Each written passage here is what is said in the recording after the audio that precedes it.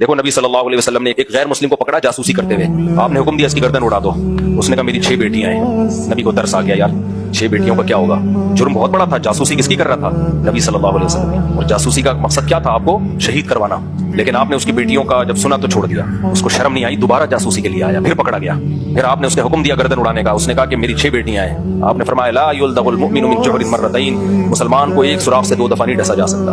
यानी अब भी हम अगर छोड़ दें तो इसका मतलब क्या हुआ कि हमें तेरा ख्याल है, अपना ख्याल नहीं है, अपने साथियों का ख्याल नहीं है। जासूसी करके जाएगा, हमारे साथी शहीद हो जाएंगे, हमने पहले अपने लोगों की जान बचानी है। तो ये नबी की सीरत में भी मिलता है। लामहदूद नहीं है कि बस सब भाई लीडर तो इसको थोड़ी कहते हैं, लीडर हर चीज की एक लिमिट है। तभी मैं लोगों से एक बात बार बार कहता हूं कि भाई मुझसे ये तवक्को ना रखना कि मुफ्ती साहब बहुत अच्छे अखलाक हैं। इतना बेवकूफ मैं नहीं हूं कि मैं बहुत ज्यादा कोशिश करता हूं अच्छे अखलाक रखूं, लेकिन हर चीज की एक लिमिट मैं रखता हूं, एक लिमिट। उसकी वजह से मैं फिर रोब रखता हूं सामने वाले पर के बस लिमिट को क्रॉस करने की जरूरत नहीं है।